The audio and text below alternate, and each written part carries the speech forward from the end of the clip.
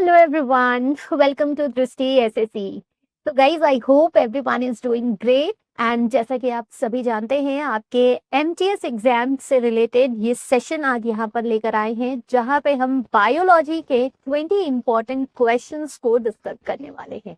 तो एमटीएस में अगर जनरल साइंस का पोर्शन देखें तो जनरल साइंस में आपको फिजिक्स, केमिस्ट्री और बायोलॉजी तीनों ही टॉपिक से क्वेश्चंस मिल जाते हैं। सो वन बाय वन हम सभी टॉपिक्स के इंपॉर्टेंट क्वेश्चंस को यहाँ डिस्कस करेंगे। सिर्फ क्वेश्चन ही नहीं, उनसे रिलेटेड जितने भी कॉन्सेप्ट हैं उनको भी साथ में डिस्कस कर लेंगे, सो दैट कि आपको जो भी थोड़ा बहुत इधर उधर से आपने पढ़ा है वो सब आपका रिवाइज हो सके। तो बेसिकली आप इसको एक रिवाइज या फिर कह सकते हैं रिवीजन सेशन के तौर पर लीजिएगा, जहां से आप अपने बायोलॉजी के इंपॉर्टेंट टॉपिक्स के क्वेश्चंस रिवाइज करने वाले हैं। सेशन स्टार्ट करने के पहले मैं आपको बता दूं, आज इस सेशन में हम जिस टॉपिक को कवर करेंगे वो है आपके डिजीजेस, राइट।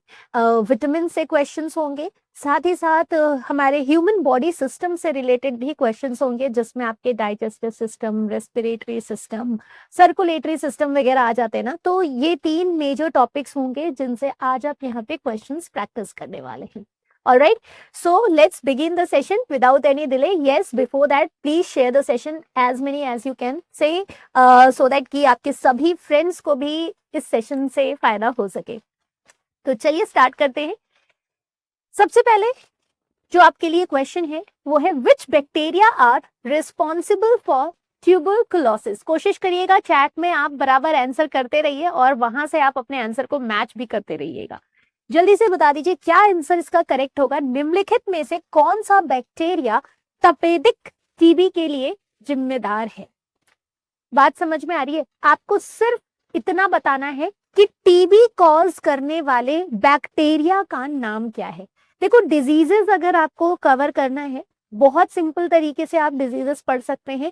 कुछ इंपॉर्टेंट जो डिजीज जिनसे कि बैक टू बैक आपके एग्जाम में क्वेश्चंस आए हुए हैं, आप उन डिजीजेस के नाम लिखिए। उनको कॉज करने वाले जो पैथोजन्स होते हैं, पैथोजन क्या होते हैं? वो सूक्ष्म जीव जो बीमारी कॉज करते हैं उनको हम पैथोजन कहते हैं, राइट। अभी देखो, सूक्ष्म जीवों की हम बात करें तो ऐसा नहीं है कि सारे के सारे माइक्रो ऑर्गेनिजम्स आपको बीमार ही करेंगे। बहुत सारे ऐसे माइक्रो ऑर्गेनिजम्स हैं जो आपके लिए बहुत अच्छा कह सकते हैं फूड प्रोडक्ट्स या बेवरेजेस बनाने में भी हेल्प करते हैं। तो वो सूक्ष्म जीव, वो माइक्रो ऑर्गेनिज्म जो आपको बीमार करते हैं ना, उन्हें कहा जाता है पैथोजन। ठीक है, तो ये नाम याद रख लीजिएगा, उन्हें हम पैथोजन्स कहते हैं। पैथोजन्स में आपके आ जाते हैं bacteria, virus, protozoa, fungus, right, worm, ये सारे पैथोजन्स हुए। जो सेकंड कैटेगरी का क्वेश्चन आपसे डिजीजेस में पूछा जाएगा कि कौन सा पर्टिकुलर पैथोजन है जो वो डिजीज कॉज कर रहा है, तो ये थर्ड कैटेगरी वाला क्वेश्चन आपसे पूछा गया है कि आपको डिजीज का नाम दिया गया है टीबी, ठीक है, आपको पैथोजन बता दिया गया है बैक्टीरिया, और अब आपसे पूछा जा रहा है कि बैक्टीरिया में भी कौन सा वो बैक्टीरिया है जो टीबी कॉज करता है। ये बात समझ में आई? तो आगे से जितने भी डिजीज आप पढ़िएगा, जब भी आप डिजीज रिवाइज करिएगा, इसी फॉर्मेट में आप रिवाइज करिएगा। चलिए, इसका आंसर अगर हम देखें, विच बैक्टीरिया रिस्पॉन्सिबल, अगर हम यहाँ पे ई कोलाई को देखें तो देखो, ई कोलाई यूजुअली हमारे पेट से संबंधित बीमारी कॉज करती है, तो ई कोलाई को तो हम यहाँ नहीं रखेंगे। माइकोबैक्टीरियम ट्यूबरकुलोसिस, तो this is the correct one, right, Mycobacterium tuberculosis. देखो, कुछ नाम याद करना तो आसान है, कुछ जो पैथोजन है ना उनका नाम बीमारी के नाम से ही होता है। तो जनरली आपके एग्जाम में जो क्वेश्चंस पूछते हैं वो थोड़ा हटके डिजीज, जिस डिजीज को कॉज करने वाले पैथोजन का नाम थोड़ा हटके है ना, एग्जाम में मोस्टली क्वेश्चंस वहां से आ जाते हैं। तो हालांकि ये तो मैं आपको एक एग्जाम्पल देने के लिए ये क्वेश्चन लेकर आई थी कि आपको याद रहे कि कुछ क्वेश्चंस में सीधा आपको याद करने के लिए बहुत आसान होता है, डिजीज से ही आपको नाम मिल जाते हैं। तो ट्यूबरकुलोसिस में आपके आ गए माइकोबैक्टीरियम ट्यूबरकुलोई। अब जैसे तीसरा एग्जाम्पल देखिए, स्ट्रेप्टोकोकस निमोनी। अब ये जो स्ट्रेप्टोकोकस निमोनी बैक्टीरिया है ये निमोनिया कॉज कर देता है, ठीक है। स्टेफाइलोकोकस ऑरियस, ये भी बैक्टीरिया ही है, लेकिन ये हमें अलग अलग तरह के इन्फेक्शंस कॉज कराता है। तो करेक्ट आंसर होगा माइकोबैक्टीरियम, और याद कैसे करना है वो भी मैंने आपको ट्रिक बता दिया। चलिए बढ़ते हैं अगले क्वेश्चन पर। Which vitamin is essential for absorption of calcium in the body. शरीर में कैल्शियम के अवशोषण के लिए कौन सा विटामिन आवश्यक है? बताइए, विटामिन ए, बी, सी या फिर डी? क्वेश्चन इंपॉर्टेंट है। थोड़ा सा विटामिन के बारे में अगर मैं आपसे चर्चा कर लूं तो देखो, विटामिन और मिनरल्स जो होते हैं ना, ये वो कह सकते हैं कंपाउंड्स होते हैं जो जिनकी रिक्वायरमेंट हमारे बॉडी में होती तो है, बहुत ज्यादा नहीं, कम अमाउंट में ही चाहिए, लेकिन चाहिए। ठीक है। अब विटामिन्स को कैटेगराइज किया गया है ऑर्गेनिक कंपाउंड्स में, यानी कार्बनिक यौगिकों में विटामिन्स को रखा गया है। क्यों? क्योंकि जो विटामिन्स होते हैं वो नेचुरल चीजों से हमें मिलते हैं या नेचर से हमें मिलता है। कह सकते हैं कि जो भी प्रोडक्ट आपको नेचर के द्वारा मिलता है, नेचर में क्या, जैसे लिविंग ऑर्गेनिजम्स से जो आपको मिलता है, ठीक है, वो हमारे ऑर्गेनिक यानी कि कार्बनिक यौगिक होते हैं। तो विटामिन आपको फ्रूट्स से मिल जाता है, वेजिटेबल से मिल जाता है, एक आध विटामिन हमारे शरीर में भी सिंथेसाइज हो जाते हैं, इसलिए इनको कार्बनिक यौगिक यानी कि ऑर्गेनिक कंपाउंड्स की कैटेगरी में रखा गया है। तो पहला पॉइंट तो आपको यही याद रख लेना है कि हमारे जो विटामिन होते हैं, ठीक है, ये ऑर्गेनिक कंपाउंड्स होते हैं, राइट। बॉडी में इनकी रिक्वायरमेंट है, बहुत ज्यादा नहीं है लेकिन है, एसेंशियल है ये हमारे शरीर के लिए। अगर ये आपको इनकी कमी होती है तो आपको अलग अलग तरीके के रोग लग जाते हैं, राइट।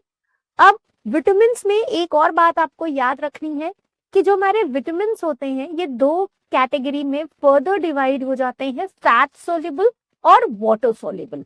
ठीक है, फैट सोल्यूबल यानी वसा में जो विटामिन घुलते हैं उनको फैट सोल्यूबल कहते हैं, पानी में घुलने वाले विटामिन को वाटर सोल्यूबल कहते हैं। विटामिन बी और विटामिन सी, ये दो ऐसे विटामिन हैं जिनको वाटर सोल्यूबल विटामिन की कैटेगरी में रखा गया है। तो विटामिन फर्दर दो कैटेगरी में डिवाइडेड है, वाटर सोल्यूबल, ठीक है, और फैट सोल्यूबल। ये जो वाटर सोल्यूबल है इसमें आते हैं vitamin B and C, fat soluble में आपके आते हैं ए, डी, ई, के। इसको याद करने के लिए आप कीड़ा नाम याद कर सकते हैं, ठीक है। तो कीड़ा से याद कर सकते हैं कि ये वो विटामिन हैं जो पानी में नहीं घुलते हैं, वसा में घुलते हैं, ठीक है। अब देखो, जो विटामिन पानी में घुलते हैं वो हर रोज हमारे शरीर से यूरिन के थ्रू बाहर आ जाते हैं, राइट। तो यानी विटामिन बी और सी एक ऐसे विटामिन हैं जिनकी रिक्वायरमेंट हमारे शरीर को डेली होती है, इनकी कमी तो बिल्कुल नहीं होनी चाहिए, हर रोज हमें इनको लेना पड़ता है। ए, डी, ई के जो है ये स्टोर हो जाते हैं, अगर एक्स्ट्रा होते हैं तो हमारे शरीर में ही कहीं ना कहीं ये स्टोर रहते हैं, ठीक है। अब देखिए, यहाँ पूछ रहा है which vitamin is essential for the absorption of calcium. Her vitamin का अपना रोल होता है। हमारे शरीर में जो भी कैल्शियम हम लेते हैं मिल्क के द्वारा या किसी फूड प्रोडक्ट्स के द्वारा, उस कैल्शियम को हमारे बोन के अंदर पहुंचाने तक का जिम्मेदारी किसके ऊपर है? विटामिन डी के ऊपर। अगर आपके शरीर में विटामिन डी की कमी हो जाती है तो विटामिन डी की कमी से कैल्शियम हमारे बोन के अंदर अवशोषित नहीं हो पाता है, जिसकी वजह से हमें हड्डियों से संबंधित रोग लगते हैं। जैसे बच्चों में एक बड़ा ही फेमस रोग होता है विटामिन डी की कमी से, रिकेट्स। रिकेट्स में, जिसमें हम कहते हैं कि धनुष वाला पैर हो जाता है, धनुष आकार का पैर हो जाता है, राइट। और बड़ों में ऑस्टियोमलेशिया, ऑस्टियोपोरोसिस नाम की बीमारी लगती है, जिसमें हमारी हड्डियां कमजोर हो जाती हैं, छन्नी जैसी हो जाती है और बड़ी फ्रेजाइल होती हैं, टूट जाती हैं, ठीक है। तो ये बीमारियों के नाम रखिएगा, विटामिन डी की कमी से ऑस्टियोपोरोसिस, ऑस्टियोमलेशिया बड़ों में, और बच्चों में रिकेट्स होता है, ऑलराइट। विटामिन ए की कमी से हमें नेत्र संबंधित बीमारी होते हैं, यानी नाइट ब्लाइंडनेस कह सकते हैं। विटामिन बी की कमी से हमारे शरीर में मेटाबॉलिज्म यानी चाय पचय में प्रॉब्लम होती है। विटामिन सी की कमी से स्कर्वी नामक रोग हो जाता है, ऑलराइट। चलिए नेक्स्ट क्वेश्चन आते हैं, what is the main function of vitamin A in the body. हमारे शरीर में विटामिन ए का मेजर फंक्शन क्या है? क्या करता है विटामिन ए?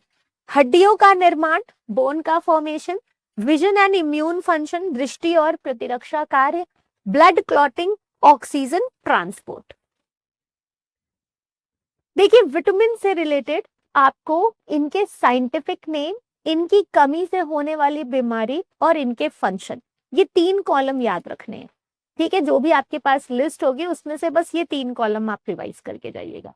जैसे इसमें विटामिन ए का मेजर फंक्शन पूछा है, तो देखो विटामिन ए का जो वैज्ञानिक नाम यानी कि साइंटिफिक नाम है उसे हम कहते हैं retinol.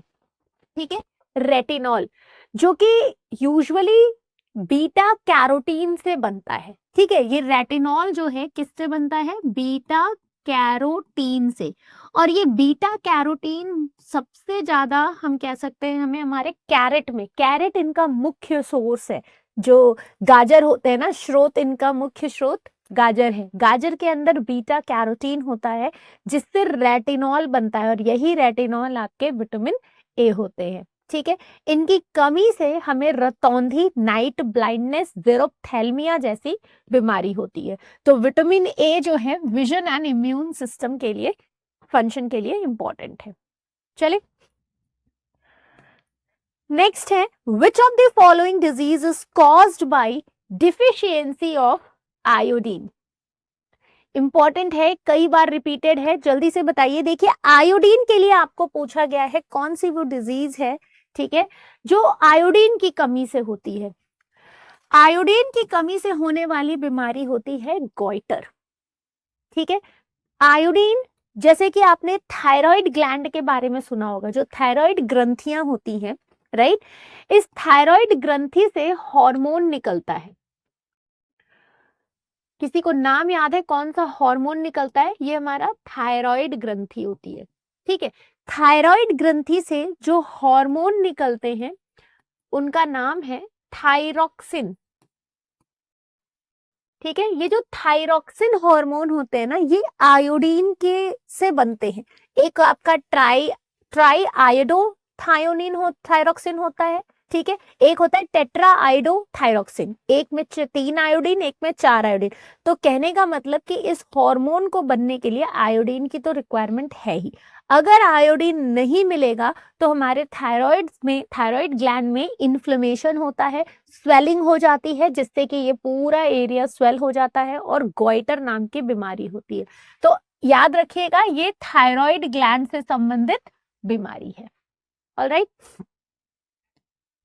What is the cause of polio? Polio किसके कारण होता है? Bacteria, fungus, virus, protozoa? क्या लगता है आपको किसके कारण होता होगा पोलियो? पोलियो बेसिकली वायरस की वजह से होता है, राइट। और उस वायरस का नाम क्या है? Polio virus.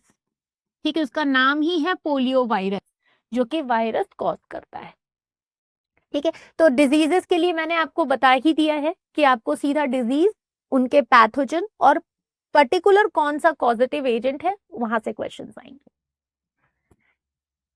नेक्स्ट क्वेश्चन है, what is the primary source of vitamin B12 in the diet? बताइए, B12 आपको डाइट में कहां से मिलेंगे? प्राइमरी सोर्स क्या है? वेजिटेबल, फ्रूट्स, एनिमल प्रोडक्ट्स या फिर नट्स? देखो, विटामिन B12 की अगर हम बात करें, ठीक है, तो विटामिन B12 का सबसे पहले तो आपको साइंटिफिक नेम याद रखना है। ठीक है, साइंटिफिक नेम क्या है विटामिन B12 का? साइनोकोबैलेमीन। तो क्वेश्चन यहां से भी एक पूछते हैं, जैसे साइनोकोबैलेमीन। अब देखो, इस विटामिन में ना आपको कोबाल्ट तत्व मिलता है। ठीक है, कौन सा तत्व मिलता है? कोबाल्ट मिलता है। तो क्वेश्चन यहां से भी आ जाता है कि कौन सा ऐसा विटामिन है जिसमें आपको कोबाल्ट तत्व मिलता है? तो साइनोकोबैलेमिन, जो कि विटामिन B12 है। तो एक क्वेश्चन तो आपको यहां से पूछ लिया जा सकता है। प्राइमरी स्रोत जो विटामिन B12 के हैं वो है हमारे एनिमल प्रोडक्ट्स, जैसे दूध हो गया, दही हो गया, एग हो गया, मीट हो गया, इन सब से आपको विटामिन B12 मिलता है। तो प्राइमरी सोर्स आपके B12 के ये है। बैलेंस डाइट किसे कहा जाता है? आसान सा क्वेश्चन है। A diet that contain only protein, a diet that contain only carbohydrate, diet that contain all essential nutrient in proper amount, या फिर डाइट कंटेन ओनली फैट। तो ये तो सही है, ऐसा आहार जिसमें सभी आवश्यक पोषक तत्व उचित मात्रा में पाए जाते हैं, राइट। करेक्ट आंसर हमारा क्या हो जाएगा? तीसरा। Balance diet. अति किसी भी चीज की अच्छी नहीं होती है। ऐसा नहीं कि प्रोटीन से बॉडी बिल्डिंग हो रही है तो बस प्रोटीन ही खाए जा रहे, प्रोटीन ही खाए जा रहे, ऐसा नहीं है, ठीक है। आपको सारे न्यूट्रिएंट्स जो हैं एक बैलेंस अमाउंट में लेना है। ये नहीं कि ड्राई फ्रूट पसंद है और पता है कि हेल्दी है तो दिन भर है ना चने की तरह काजू खाए जा रहे, डाइजेस्टिव सिस्टम ही बिगड़ जाना है। तो हर चीज की एक लिमिट होती है, हर चीज को एक बैलेंस वे में खाना जरूरी है। नेक्स्ट है, which of the following is a viral infection. बताइए कौन सी भी बीमारी है जो वायरस के द्वारा होती है। ये भी एक क्वेश्चन का टाइप है जिसमें आपको वायरल संक्रमण से होने वाली बीमारी का नाम बताना है। Tuberculosis, malaria, influenza, cholera. और ये तभी होगा जब आपको वो लिस्ट याद रहेगी। तो अब तक तो आंसर आपने दे ही दिया होगा। देखो ट्यूबरकुलोसिस जो है ये होती है बैक्टीरिया के द्वारा, तो इसको हम बैक्टीरियल इन्फेक्शन कहते हैं। मलेरिया प्रोटोजोआ के द्वारा होता है, ठीक है। इन्फ्लुएंजा आपका वायरस के द्वारा होता है, राइट। कॉलेरा फिर से आपका बैक्टीरिया के द्वारा होता है। तो करेक्ट आंसर हो गया आपका influenza. Okay. Which vitamin helps in the healing of wound. घाव को भरने के लिए कौन सी विटामिन इंपॉर्टेंट है? तो यहाँ पे घाव को भरने के लिए देखो विटामिन ए आपकी विजन संबंधित, vitamin D calcium absorption, vitamin के जो है ये ब्लड क्लॉटिंग के लिए रिस्पॉन्सिबल है। तो कई बार यहाँ पे कंफ्यूजन हो जाता है, इससे कंफ्यूज मत होइएगा। ब्लड क्लॉटिंग, यहाँ करेक्ट आंसर होगा विटामिन सी। विटामिन सी जो है ये हमारे घावों को भरने के लिए यूज होते हैं। ब्लड क्लॉटिंग यानी खून का थक्का जमाने के लिए रिस्पॉन्सिबल जो विटामिन है वो है vitamin K. Thiamine is the chemical name of. Thiamine किस विटामिन का केमिकल नाम है? थायमीन विटामिन,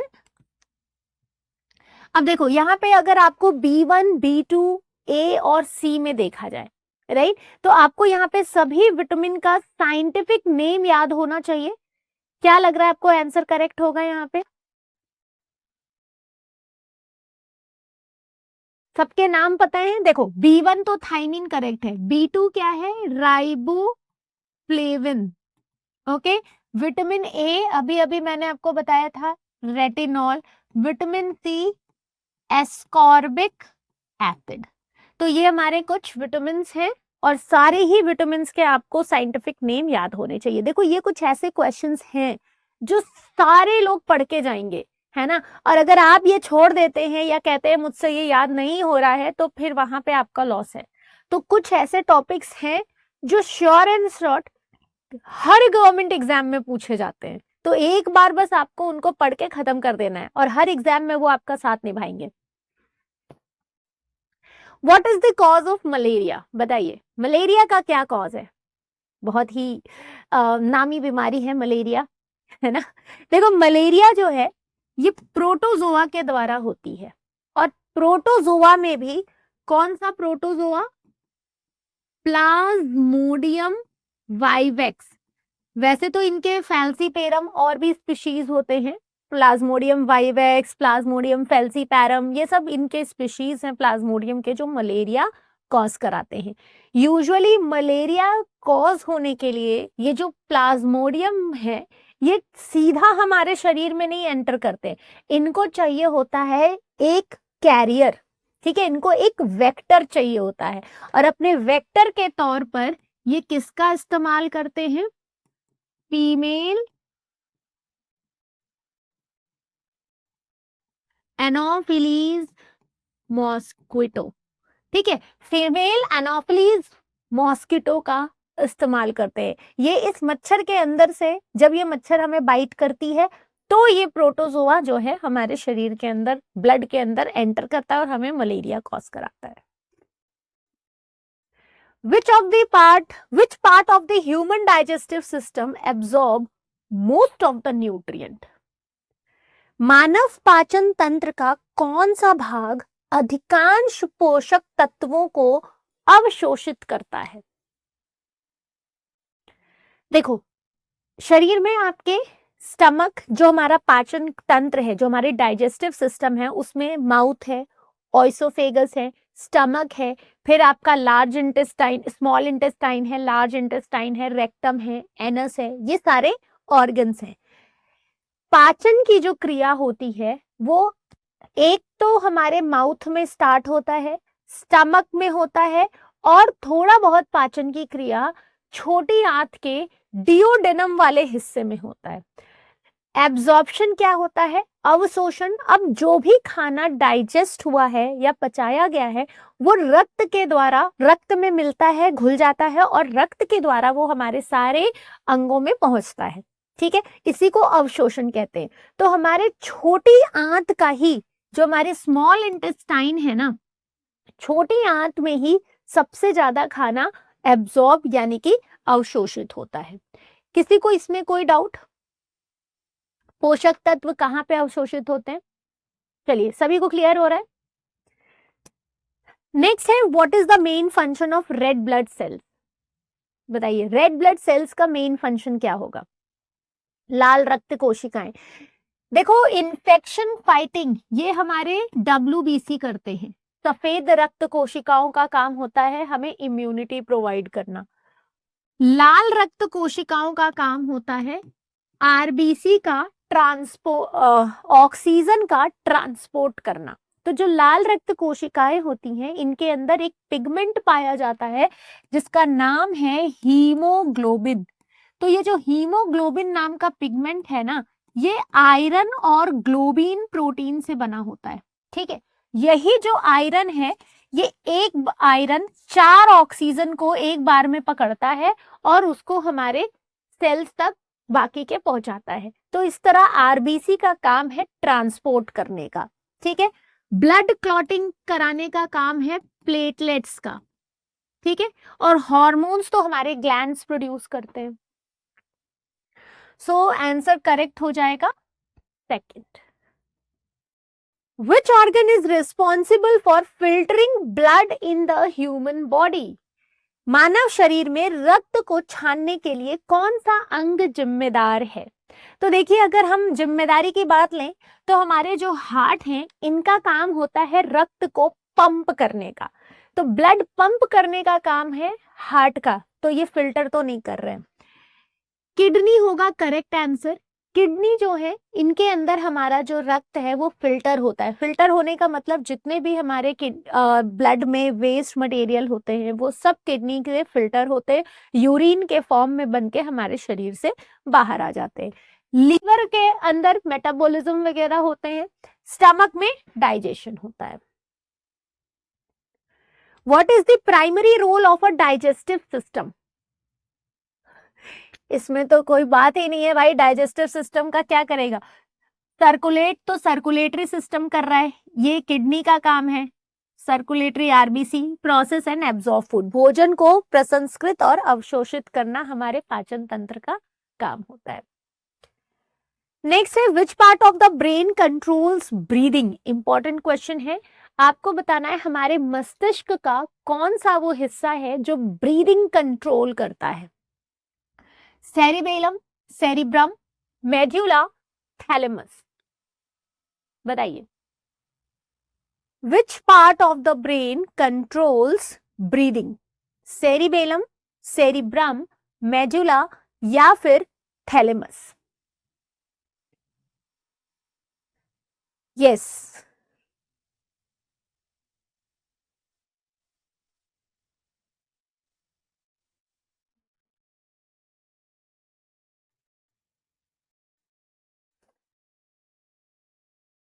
देखो ब्रेन के अगर हम पार्ट्स की बात करें तो हमारे ब्रेन को ना 3 पार्ट में डिवाइड किया गया है, फोर ब्रेन, मिड ब्रेन और हाइंड ब्रेन। फोर ब्रेन में आपके आते हैं सेरिब्रम, सेरिबेलम और सेरिब्रम आता है, थैलेमस और हाइपोथैलेमस आता है, ठीक है। मिड ब्रेन का कोई पार्ट नहीं है। और हाइंड ब्रेन में आपको मिलते हैं कौन? हाइंड ब्रेन में आपको मिलते हैं सेरिबेलम, पोन्स और मेडुला ऑब्लोंगाटा। तो यहाँ मेडुला ऑब्लोंगाटा जो है ये हमारे ब्रीदिंग को कंट्रोल करते हैं। What structure connects the kidney to the blood? कौन सी संरचना है जो गुर्दे को मूत्राशय से जोड़ती है, ब्लेडर से? देखो अगर हम डायग्राम देखो तो कुछ इस तरह का डायग्राम है। ये हमारी किडनी है, किडनी से निकलता है एक पाइप जिसको कि हम कहते हैं यूरेटर। यही यूरेटर जो है हमारी ब्लेडर से कनेक्ट होता है। तो ये हो गई हमारी किडनी, ठीक है। 2 किडनी है सभी के पास, किसी ने आईफोन के लिए बेस तो नहीं दिया ना। ये होता है यूरेटर, ठीक है, यानी मूत्रवाहिनी। इसे कहा जाता है ब्लेडर, राइट। एंड ये है हमारा यूरेथ्रा, ठीक है। तो ये मूत्र मार्ग है, यूरेटर, मूत्रवाहिनी। फिर आता है रीनल आर्टरी और रीनल वेन, तो ब्लड को अंदर बाहर करने के लिए यूज है। तो देखो किडनी को ब्लेडर से जोड़ने का काम कौन कर रहा है? यूरेटर कर रहा है। Okay. How many types of WBCs? कितने प्रकार के सफेद रक्त कोशिकाएं होते हैं हमारे पास? 5, ठीक है। Eosinophil, neutrophil, basophil, right, then monocyte and lymphocyte. Which organ produces bile? देखो बाइल का प्रोडक्शन लीवर करता है और गॉल ब्लैडर जो है ये स्टोरेज करता है, स्टोरेज, और इसका प्रोडक्शन कराते हैं आपके लीवर। बाइल का काम है फैट का इमल्सिफिकेशन कराना, यानी फैट वसा को छोटे छोटे पार्ट में ब्रेक करने का, डाइजेस्ट करने का काम बाइल जूस करता है। लास्ट क्वेश्चन है विच part of the brain control voluntary muscle movement? तो देखो वॉलेंट्री का मतलब ये हुआ कि आपके अनुसार, है ना, आप जैसे चाहते, जैसे अभी मैं चाह रही हूं मेरा हाथ ऐसे हो जाए तो हो गया, तो ये मेरी इच्छा के अनुसार हो रहा है, मेरे ब्रेन ने इसको कोऑर्डिनेट किया। तो ये काम कराता है हमारा सेरिब्रम। सेरिब्रम हमारे वॉलेंट्री एक्शंस कराते हैं, इनवॉलेंट्री एक्शंस हमारे हाइंड ब्रेन के पार्ट्स कराते हैं। Alright, so these are the type of questions. आपके बायोलॉजी के ये इंपॉर्टेंट क्वेश्चंस थे। डिजीजेस, विटामिन और डाइजेस्टिव सिस्टम यानी ह्यूमन बॉडी सिस्टम के।